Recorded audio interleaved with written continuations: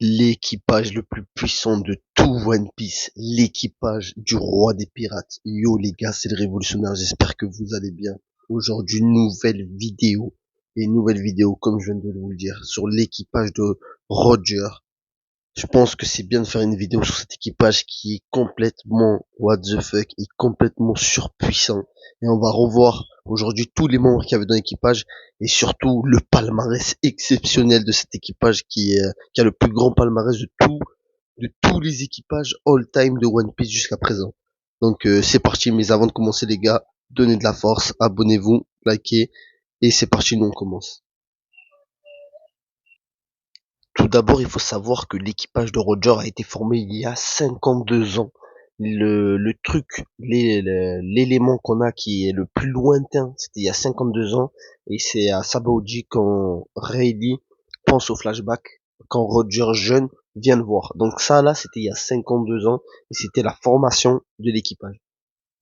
Et il me semble que l'équipage s'est dissous il y a à peu près 24 ans, 25 ans avant que One Piece commence. Donc, si l'équipage a été créé il y a 52 ans, l'équipage a navigué, a dominé les mers plus de 20, 25 ans, 30 ans. Donc, ça nous montre déjà la longévité qu'a eu l'équipage de Roger. Bon, on va passer en revue les membres d'équipage qu'on connaît pas du tout, qu'on connaît juste leur physique et leur arme. Donc, on va commencer avec l'homme poisson Sumbel, qui est, selon moi, là c'est la théorie, sûrement le troisième commandant de Roger, parce que ça pourrait faire un parallèle avec Jinbei, qui est le troisième commandant de Luffy, qui sera le futur roi des pirates. Donc peut-être que le Roger avait aussi un homme poisson qui était le troisième commandant, un peu comme Luffy. Donc lui, il se bat avec un trident. Je vous la fais juste ici et on passe au prochain. Ensuite, on a Taro qui a un sabre et qui porte des lunettes. Encore une fois, on n'a pas assez d'informations sur lui, donc on passe à la suite. Ensuite, on a Sigul Guns Nosdon. C'est une espèce de grand chauve qui se bat avec ses poings. Pas assez d'informations aussi, donc on passe à la suite. Ensuite, on a Millet Pine qui est un homme petit qui ressemble étrangement au guerrier d'Elbaf, mais pourtant c'est pas un géant. Donc voilà, il est là lui aussi et il se bat avec une espèce de massue que je vous mets juste ici. Ensuite, on a Doringo, qui est un homme petit brun et qui a des ailes et qui se bat avec un sabre des ailes. Donc peut-être qu'il fait partie d'une race spéciale de Skypea. Je ne sais pas, mais voilà. Ensuite, on a Yui, qui est un homme mystérieux avec des cheveux rouges en Super Saiyan. Et ensuite, on a Spencer qui lui aussi se bat avec un sabre dans la main. Les gars, tous ces personnages que je vous dis depuis tout à l'heure, ils paraissent pour des randoms parce qu'on ne les connaît pas, mais dites-vous bien que si jamais on a un gros flashback sur l'histoire de Roger, ou un jour une série sur l'histoire de Roger, dites-vous bien que tout cela sont tous des monstres. Parce que c'est quand même l'équipage qui a dominé les mers à l'époque, où il y avait beaucoup de concurrence, et c'était eux les boss. Donc là, nous, on les voit comme des randoms parce que forcément, on ne les connaît pas, mais dites-vous bien que si jamais on les voit un jour à l'action, ils vont tout laver. Parlons maintenant des personnages qu'on connaît, et on va commencer par les deux pépites de l'équipage, c'est-à-dire Shanks et Baggy le Clown.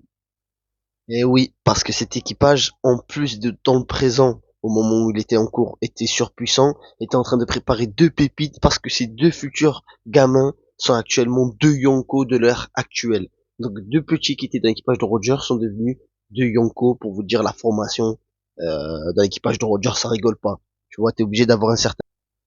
Donc forcément, on a le jeune Baggy, on le connaît, c'est l'un des premiers méchants qu'on a rencontré dans One Piece. Il a su gravir les échelons actuellement jusqu'à devenir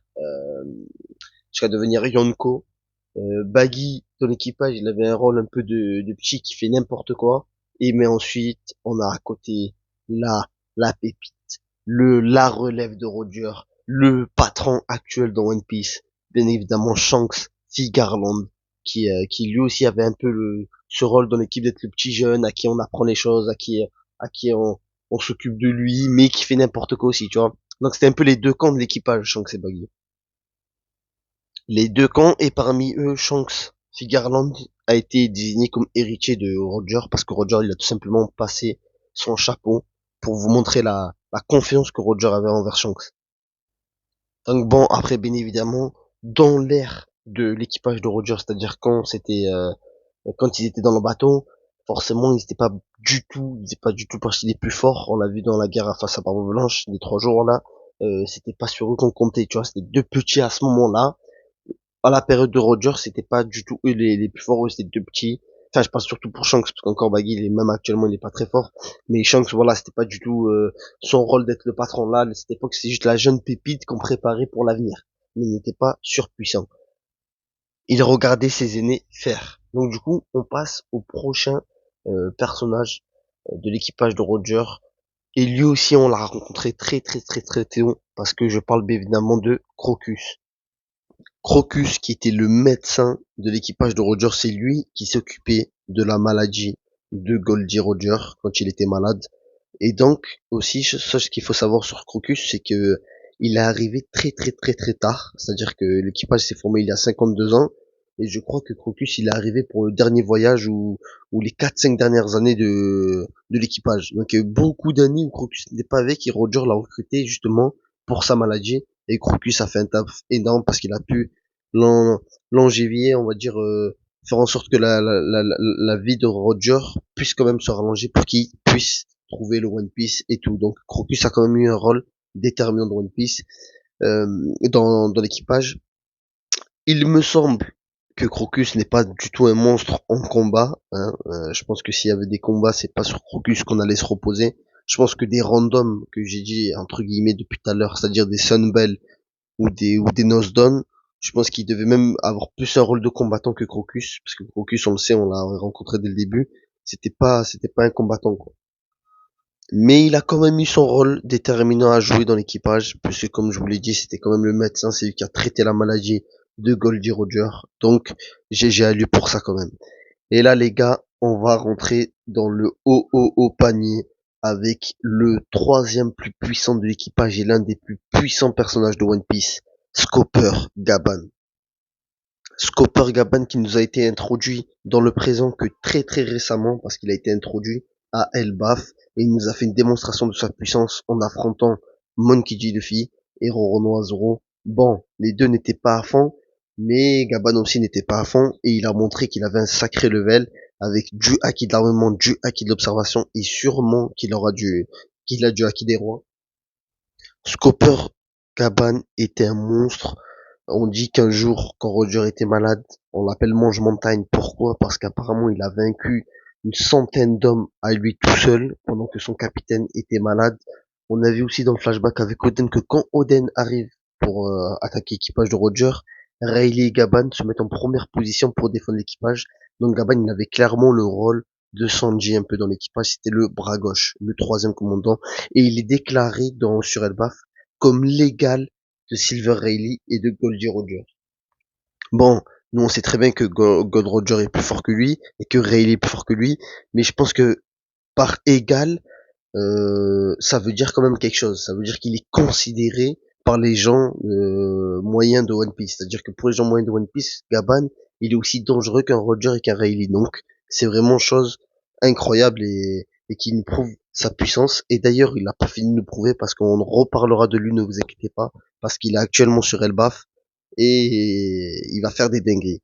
Et donc Gaban, le troisième, plus fort de l'équipage et la main gauche du roi des pirates.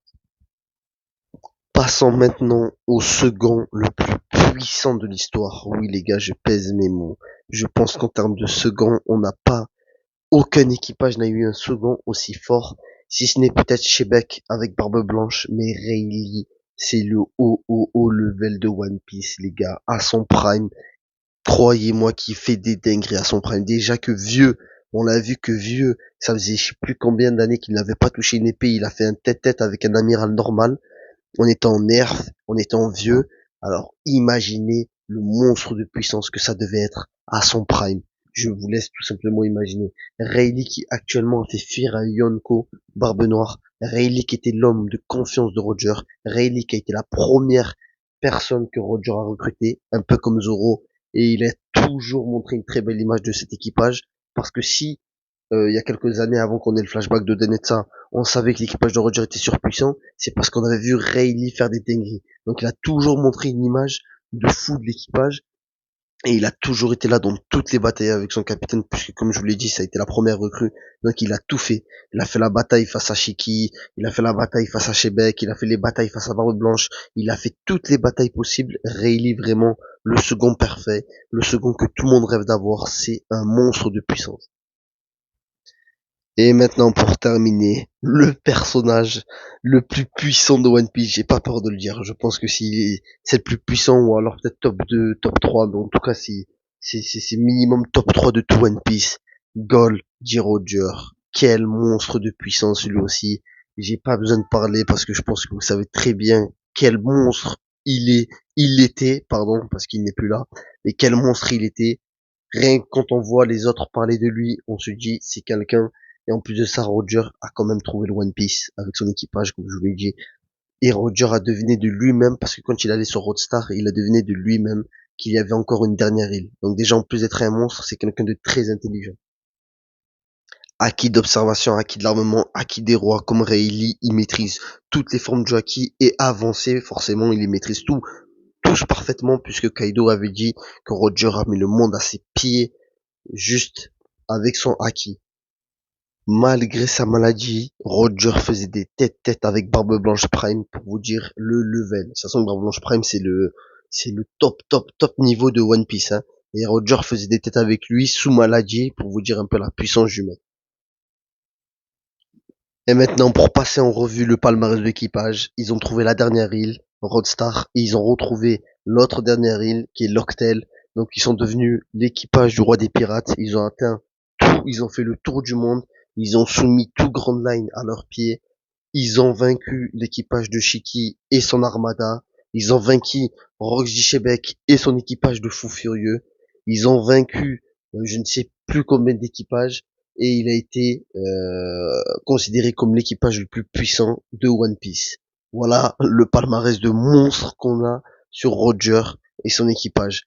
C'est clairement, on peut pas faire mieux en termes de palmarès, je pense. En termes d'équipage pirate, être roi des pirates et avoir vaincu tous ces grands équipages, ça prouve qu'une chose, c'était le plus puissant équipage de One Piece. Et je pense que on n'a pas encore tout vu de ses membres. Parce que je pense que Gaban va nous montrer des belles choses sur Elbaf et peut-être d'autres personnages qu'Oda voudra développer. Et pourquoi pas dans le flashback de Roger aussi, on les verra mieux. Mais en tout cas, les gars, c'est la fin de cette vidéo. Si ce genre de vidéo rétrospective vous plaît, sur un élément en particulier, sur un équipage, sur un groupe vous plaît, n'hésitez pas à me le dire dans les commentaires. Et moi, je vous dis ciao.